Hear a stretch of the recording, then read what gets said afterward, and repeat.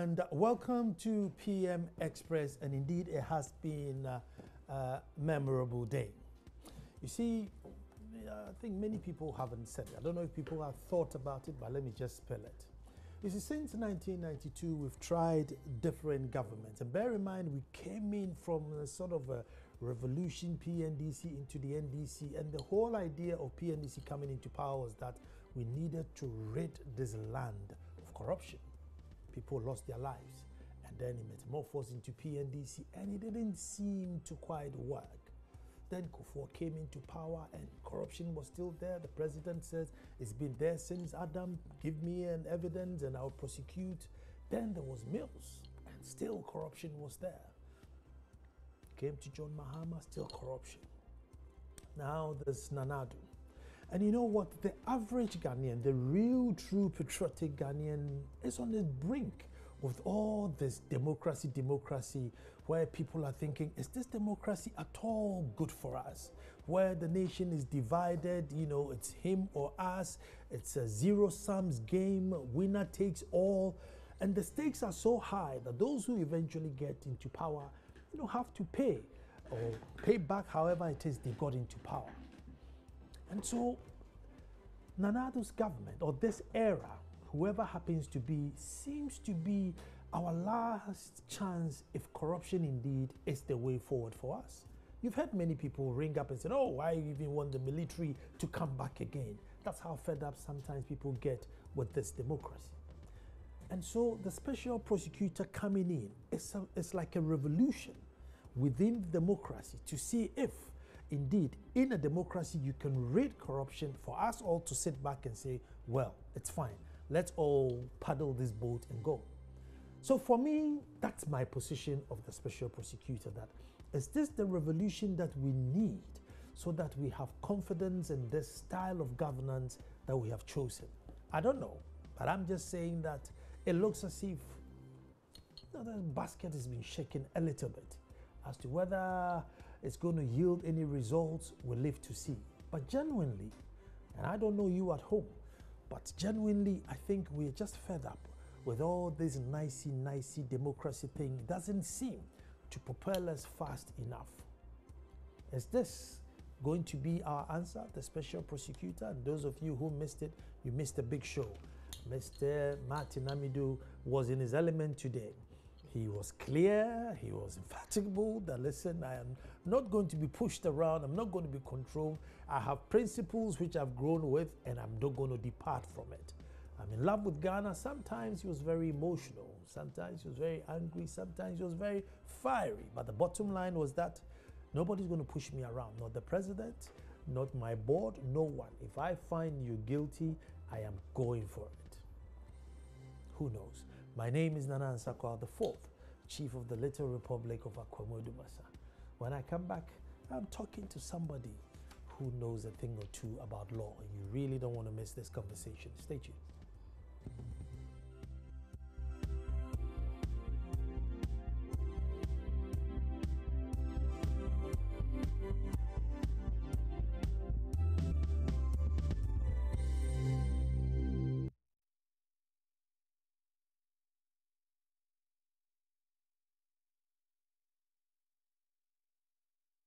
Very much for staying with me in the studio is my own brother Kofi Bento, legal practitioner, vice president for Imani. He doesn't need any introduction at all. Indeed, probably I need to introduce myself and then just say, well, I have a guest in studio. Kofi, thank you so much. Always a pleasure to be with you. Thank you so much. And I really admire when you come here, because I know it's, when I say you should come here, it means I'm giving you double time, overtime when you come on the show. So my viewers and I really appreciate it. And joining us via Skype later is Michael Bwedi, Corporate Affairs Manager, Ghana Integrity Initiative. They've also said a thing or two about the special prosecutor. And Michael, you know, thank you for joining us. But Kofi, I think I'll just give, anyway, before, my position is that I feel that people are getting to the brink with this nicey democracy, big English that clearly doesn't seem to yield results fast enough. These people come, what they hated in opposition, now they like. When they go into position, now they hate and they like. And it seems as if the positions are there, and then the party seems to move. They don't, you know, the minority is here, and what you're thinking, and then as soon as they move, you change your thinking.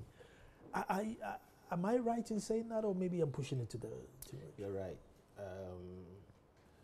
Those of us who saw the revolutionary era really fought, and we waited for the day we'll have democracy, because we believe it will bring us better things. And I think democracy is better than revolution.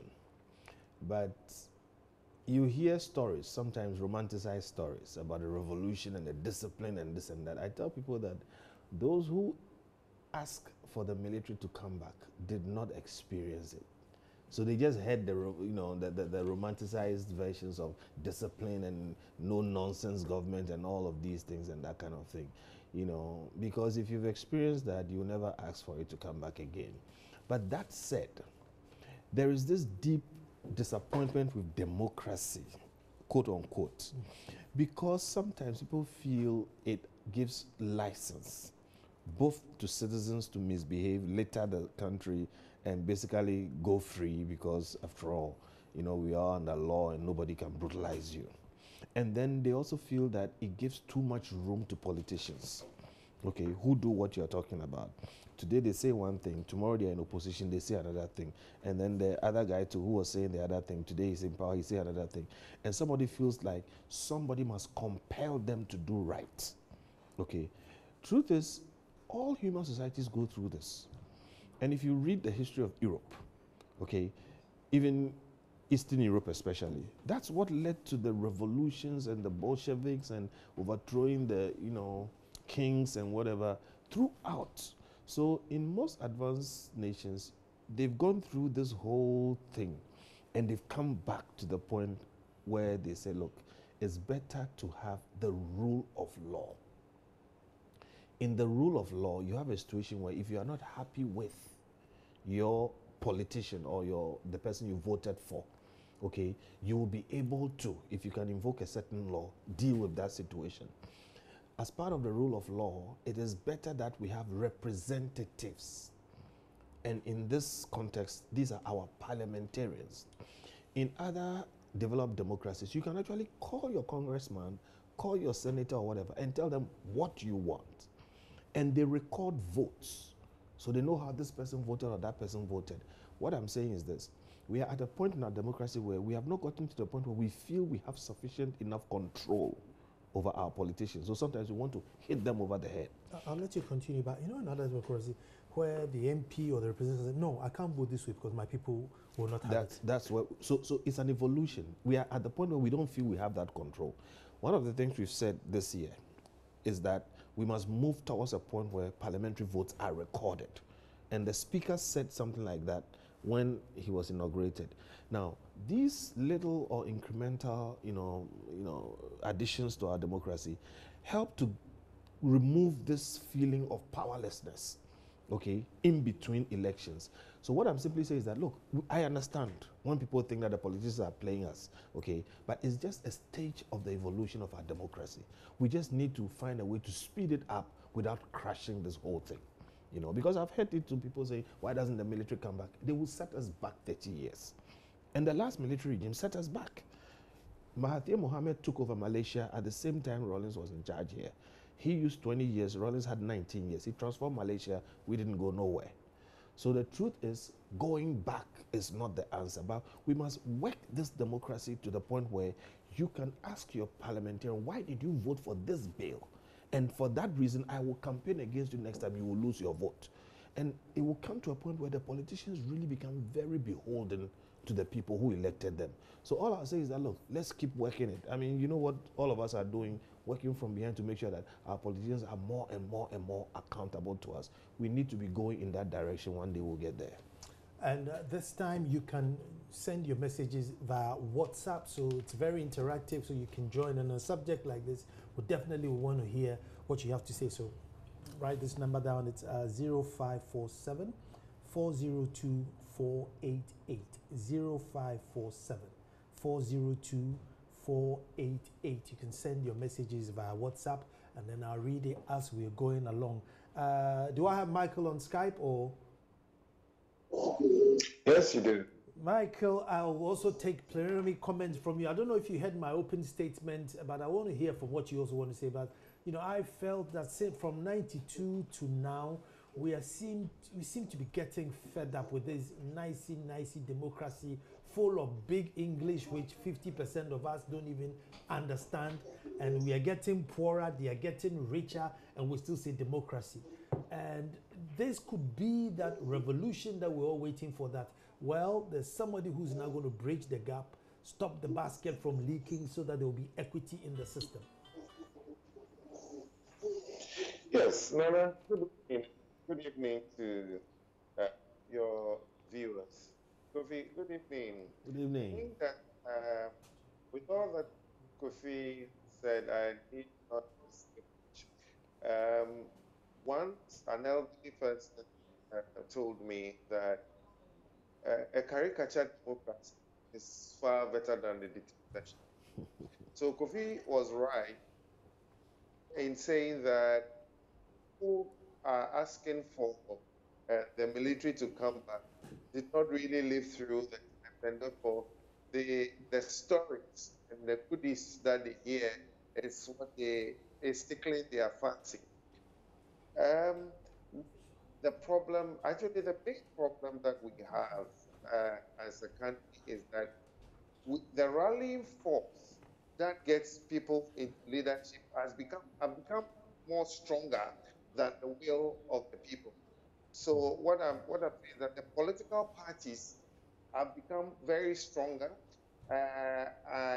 or very strong, and then the will of the people have become more subservient to the political party, the rallying force.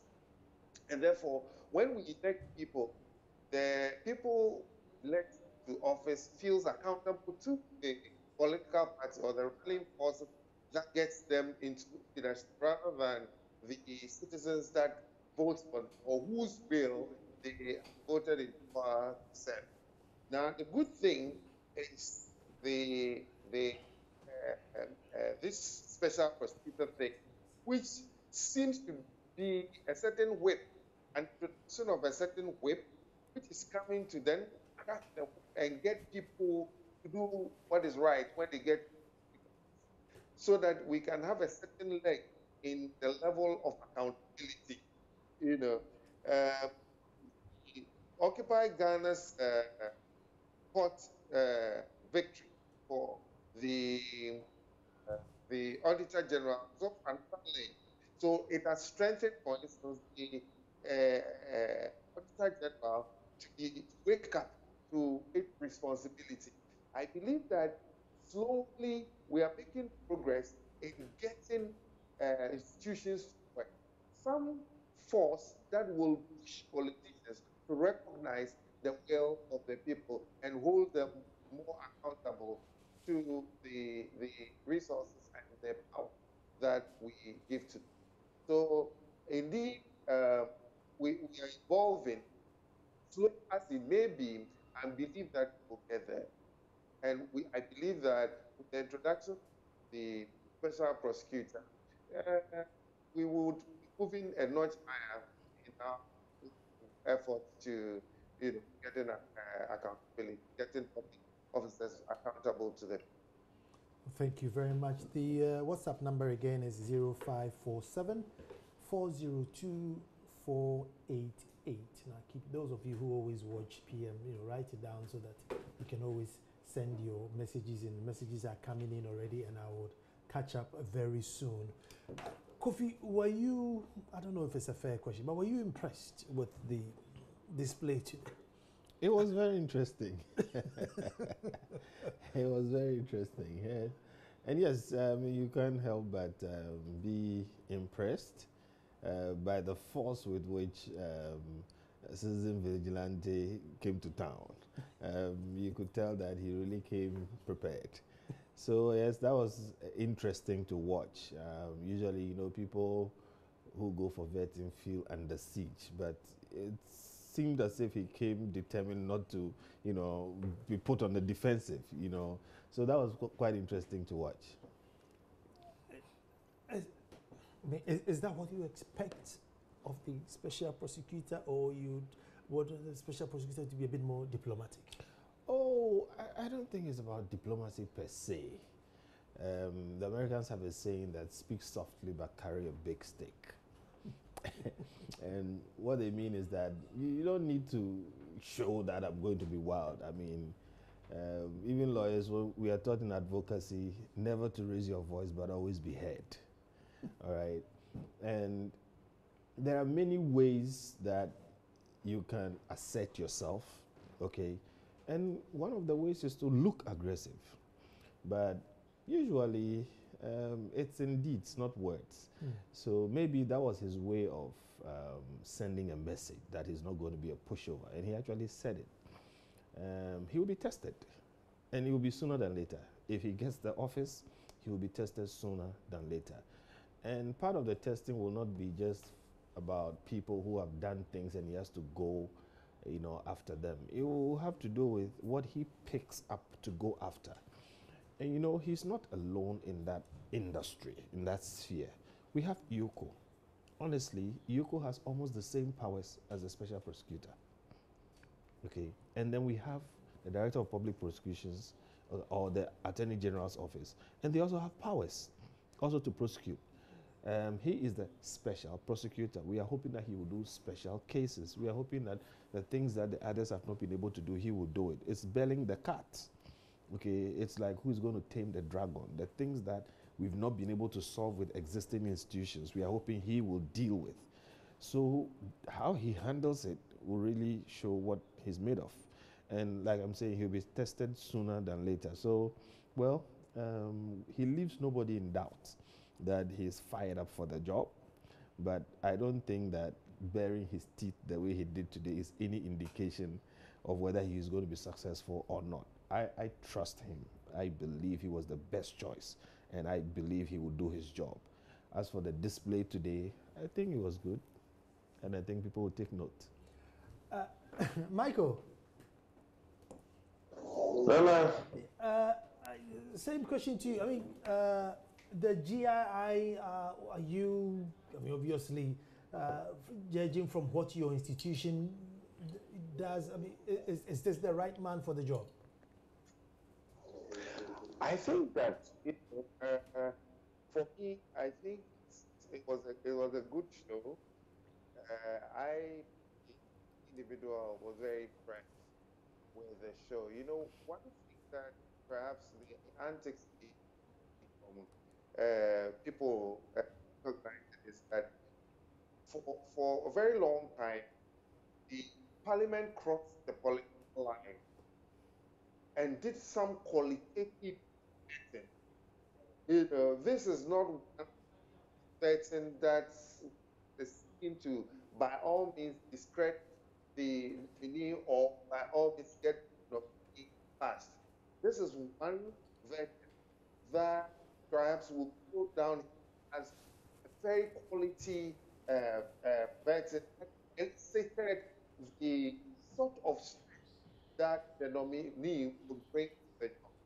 So I think in all, it's a very impressive process, and it's also giving a certain indication of the nominee's resolve to deliver on the job. So I think it's a good process and good start. Like they say, the sweetness of the pudding is the next. So we are waiting to see what will come out of Parliament, whether Parliament will approve him, and then we will want also to see what will come out of the Supreme Court, whether he will be able to scale the that has been filed against it. Let me just take a couple of messages of what you sent, and then we'll go to and listen to Martin Amidu a little bit. So hold on. This one says, any Ghanaian who would call for any military intervention is worse than a mental patient at a mental hospital. Rollins ruled for 19 years but achieved nothing. No, nothing is a bit harsh. Our woes and misfortunes all came from these soldiers, from Emmanuel Opomba in Tema. Let me go here. Martin Amidu says he can't say he will succeed, but he will try. Should this answer be of worry to us? Kofi, this is Lawrence Kumi in Achimota. When I come back, I'll put it to Kofi. This one says, the Ghana we want to see tomorrow should be without politicians. Ghanaian with the mind of a Ghanaian is what we need, not politicians. I see, that's philosophical. Okay, this one, let me skip. This one says, these politicians have taken Ghanaians for granted due to absence of accountability. This has led to politicians seeking their selfish interest. Again, citizens also are contributing to our current situation as a result of demanding money from the corrupt politicians before voting for them, and not based on principle. These politicians will certainly recoup their money. Kojo Edu in Dakuman. Let's listen to Martin and I'll come back and catch up with more messages. Between the Special Prosecutor's office and whatever office of law enforcement. And the reason why I agreed to accept the nomination is that this is a new office. Corruption has done so much damage to this country. In the conflict resolution, it is called structural violence. It's an invisible violence that kills millions without anybody seeing it.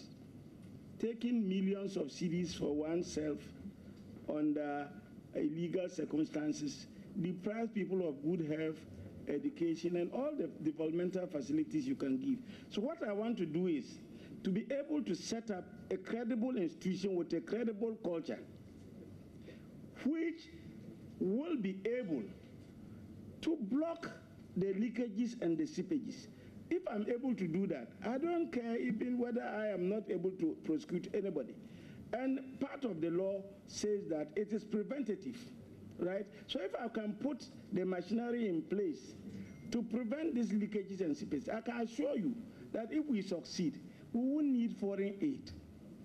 I will say, with knocking my chest, that the amount of seepages and leakages at the ports, if we were to close them, our budget will not need foreign assistance.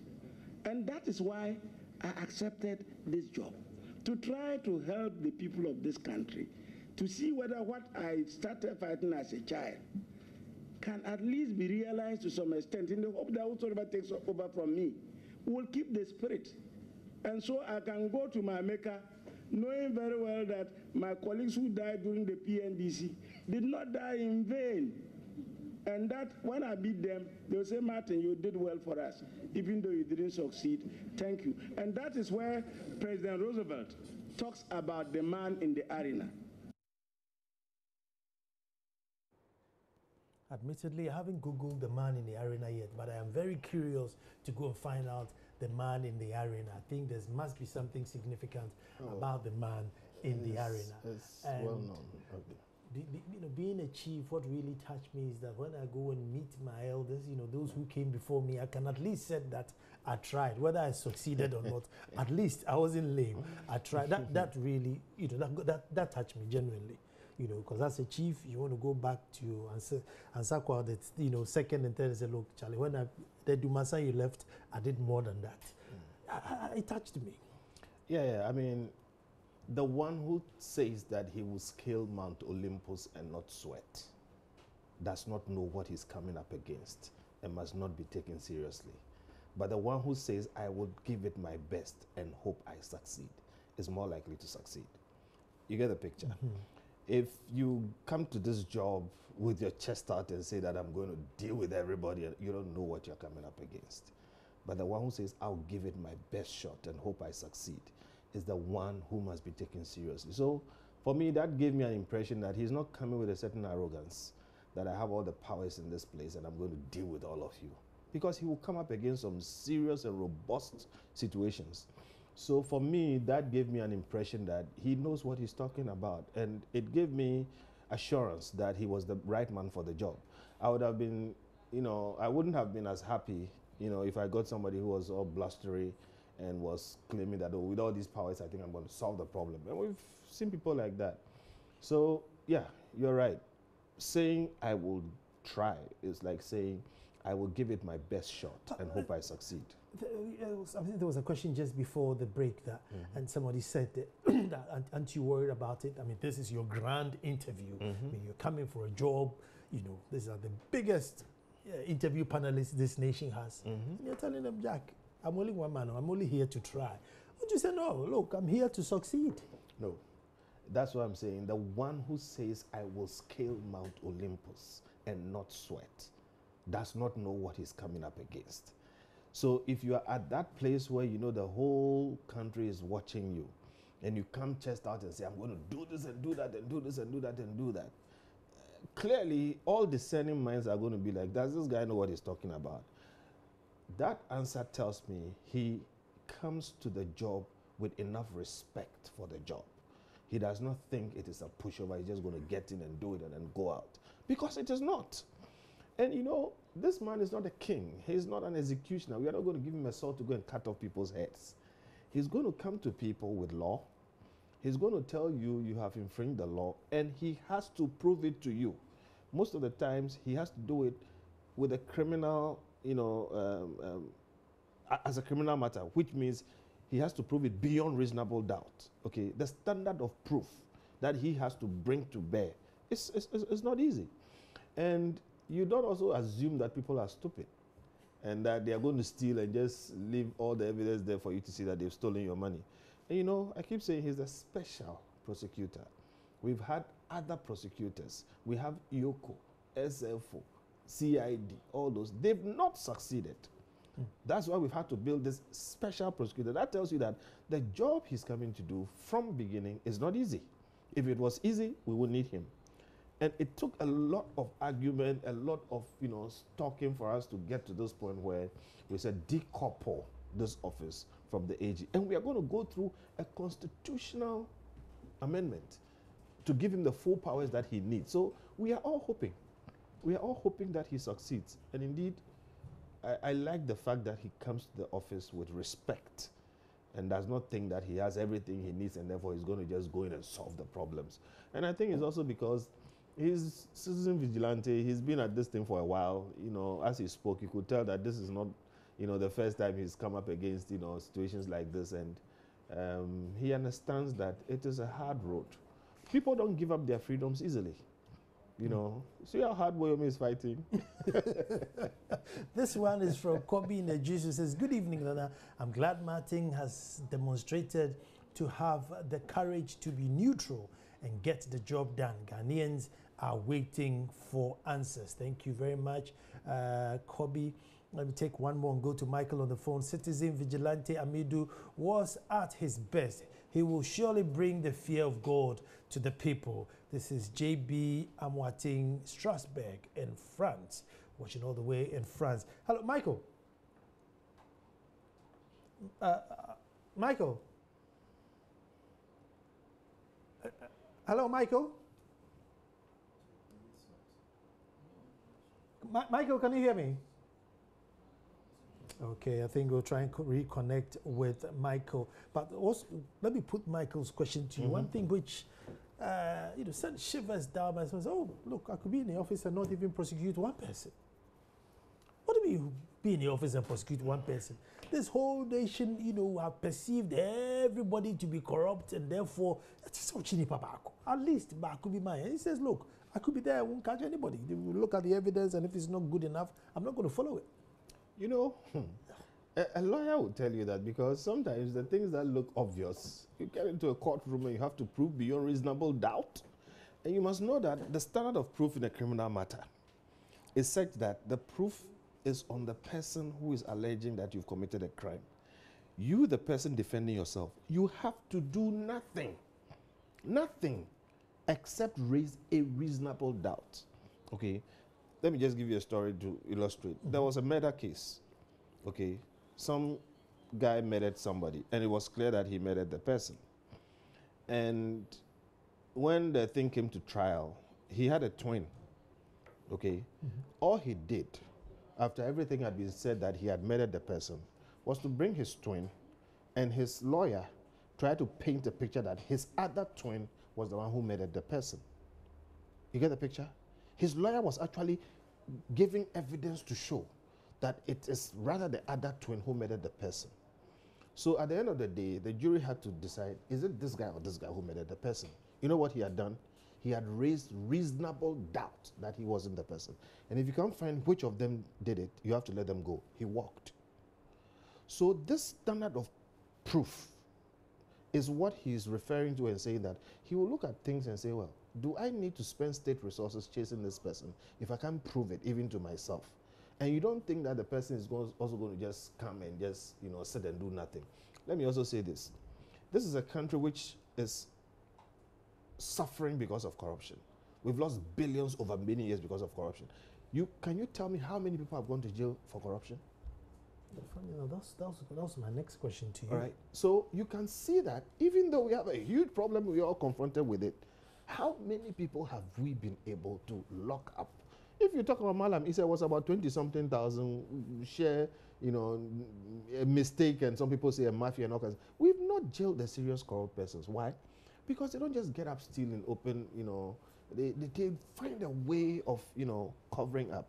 It's a bit much for Martin to say he will stay in office and not prosecute anybody. That would be extremely disappointing.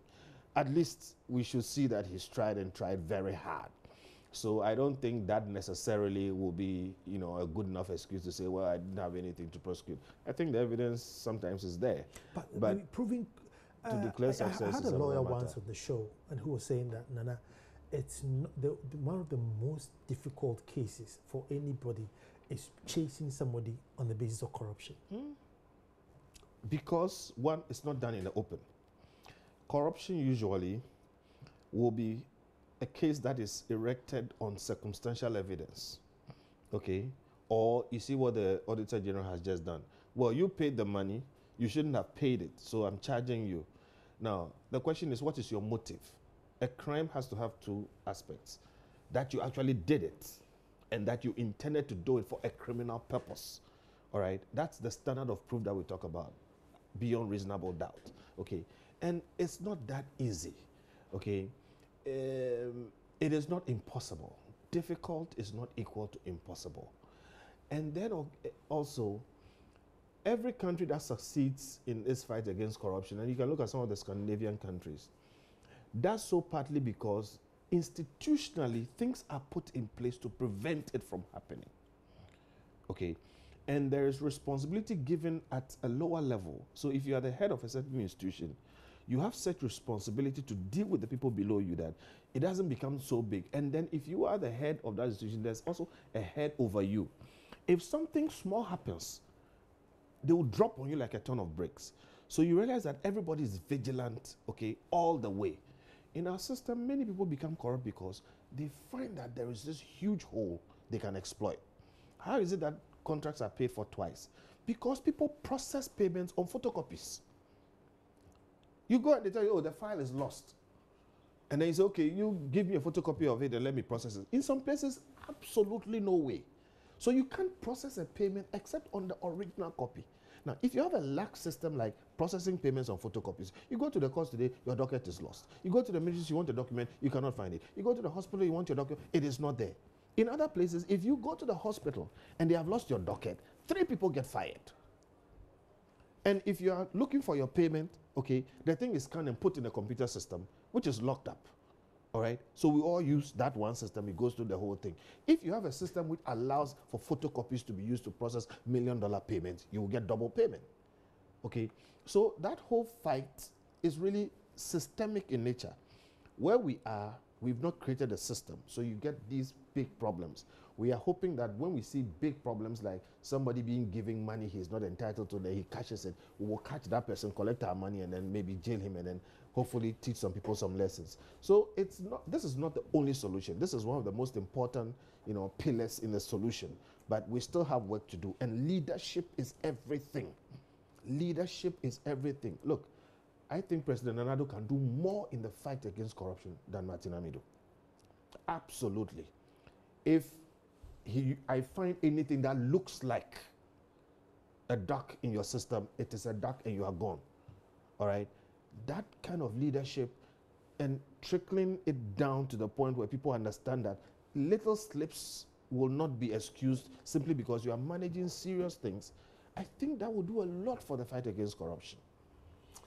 Let me catch up with a couple of messages, take a quick break, and then come back. This one says, in a way, I feel the Constitution has given so much power to some people, such that one cannot talk about an MP she voted for. Why?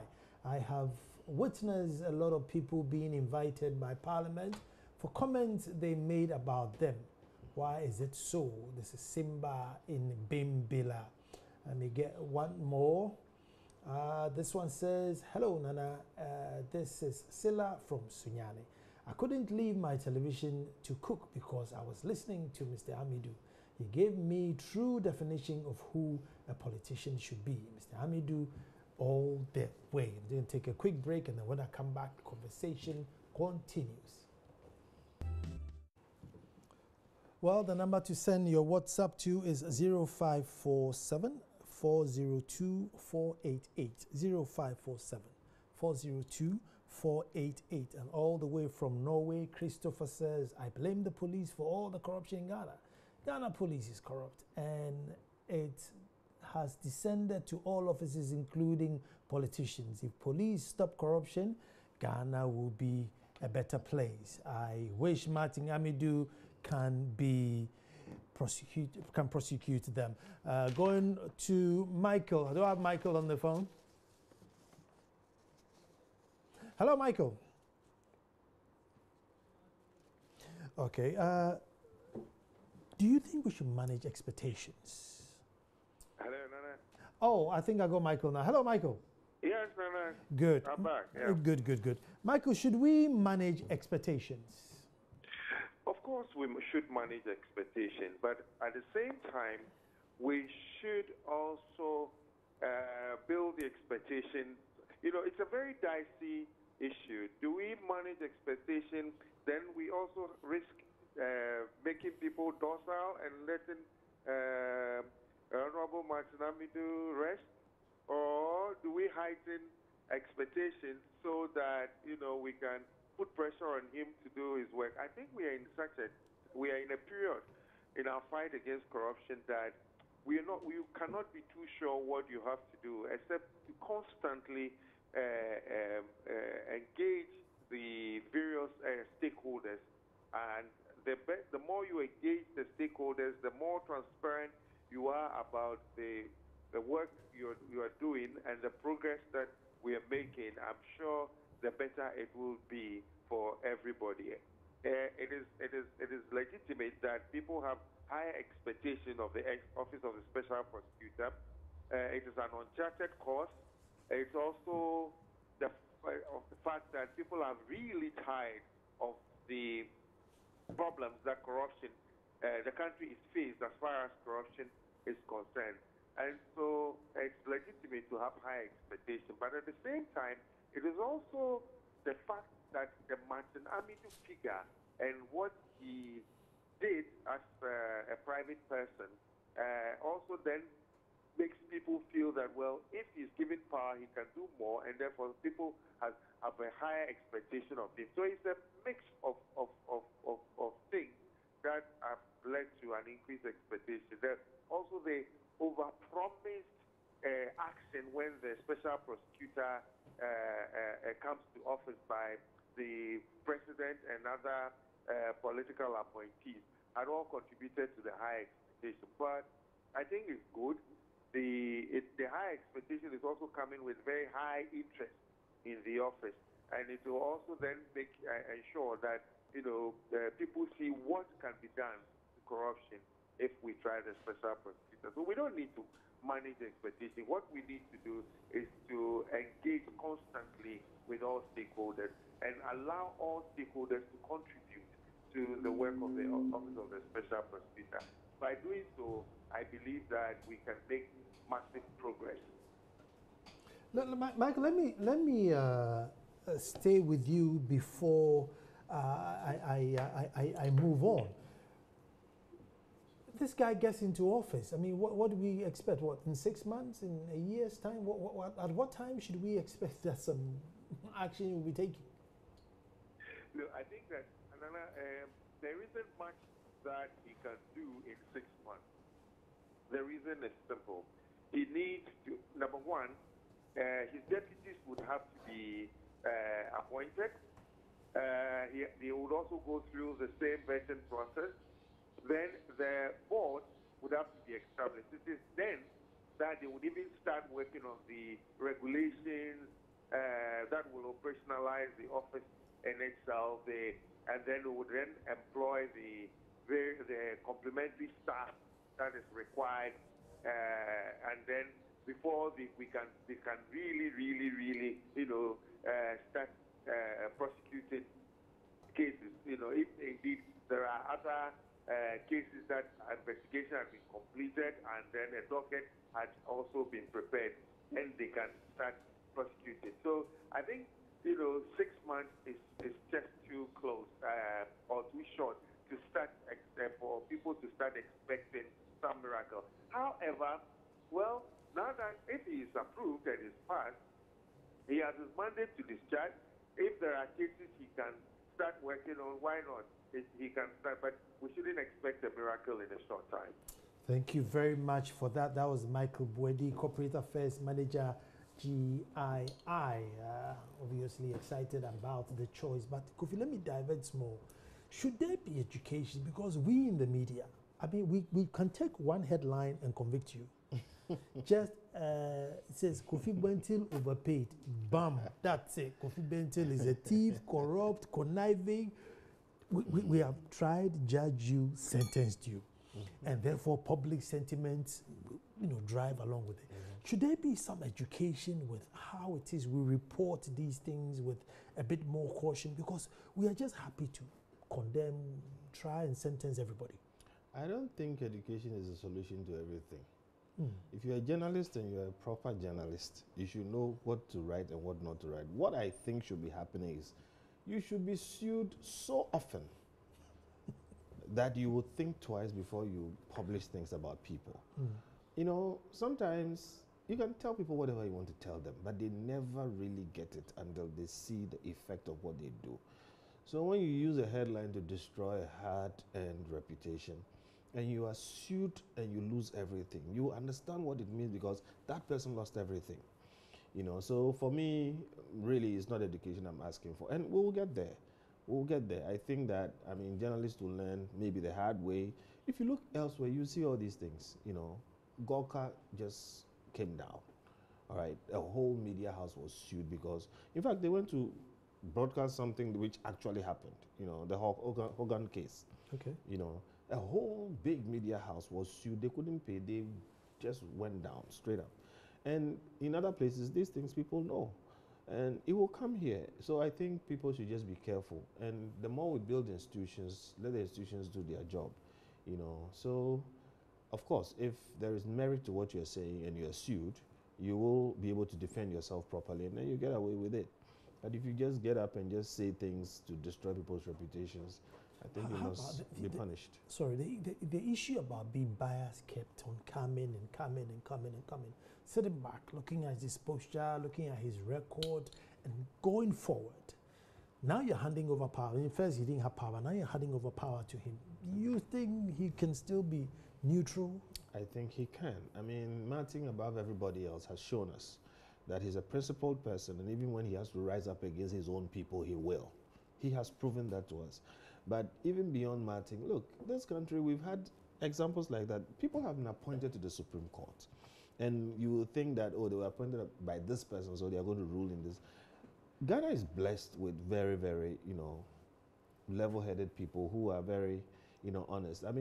Recently when Professor Kwekwasari, took the General Legal Counsel to the Supreme Court on this issue about the legal education, a lot of the people who were judges in that case are also on the General Legal Counsel, but they ruled that what the General Legal Counsel was doing was wrong. All right, so sometimes we don't credit ourselves enough. we have seen many, many instances in this country where people have been appointed to positions of power and they did not necessarily go and do the bidding of the persons who appointed them. I have no doubt that Martin will not be partisan or be biased in what he's doing. That is actually part of what some people think is a problem because he's quite, strict and people know him as such. So unpredictable. I hear the NPP people too are not too happy. Is he going to send corruption underground? Where in that case, look, if me and you go and agree that, look, go and do this road and let's split it all. I'm not adding some, taking some out or doing anything for Martin to come and arrest me. So let's just do it paper, but please give me some of your profit. You see, corruption is when you do it wrong. Nana, there are people whose decisions or who have discretion to exercise. And they can exercise the discretion in a certain way that leads to your benefit. Yeah. Okay? There is nothing in being kind to them or rewarding them and making sure it's above board. All right? So when you say corruption underground, it's what we have. Corruption is always underground. What you're saying is that, well, are they not going to, switch in another way that makes it such that we cannot call it corruption? The law is clear about what constitutes corruption, what constitutes, a crime and all those things. If what you're doing is not a crime, so be it. I mean, if you exercise a discretion for me, for instance, and I'm a contractor and I'm supposed to make a road, and I make the road, and I make the road properly, all right, according to every specification, and I make $1 million out of it, and I build you a house, it is not corruption. So we need to get those things right. As long as it is not corruption, so be it. What I think Martin will do, what I'm hoping he will do, and what he can do in the shortest possible time, is to take such a posture that it strikes fear in the heart of anybody who contemplates corruption, because you don't want to fall in his hands. He should take a certain issue posture. about leakages at the port, I mean, you're probably answering that. Is that what you're going to do, like strike fear in those at the port? You see, what you call leakages are either innocent or criminal negligence. Okay, if it's innocent, then you're talking about incompetence. And if you have incompetent people, sack the boss.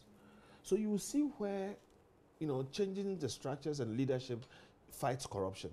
If you're talking about leakages at the port, it means somebody should have been, taxed, or, a certain duty should have been levied. It wasn't levied. Was it that the person who was supposed to levy the duty didn't know what they were doing? If they don't know what they are doing, how many times have they made that mistake? They've made a mistake 1, 2, 3, 4, 5 times. The problem is not that person. The problem is his boss. So you sack them because it's incompetence. If, however, they've done it 1, 2, 3, and you find out that, no, this is not incompetence, it is corruption, have the guy locked up. So what we call leakages is corruption.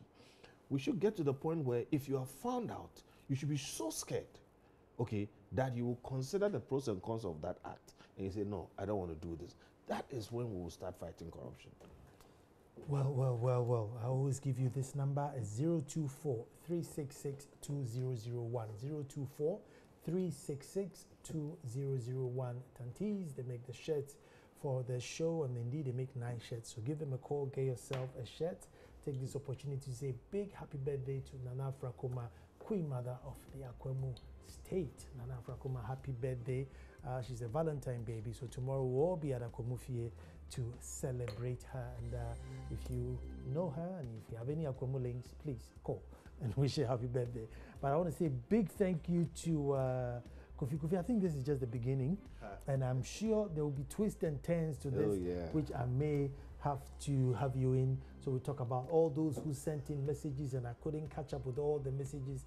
Thank you so much for sending in messages. But we'll be back to do this all over again. Thank you. Thank you.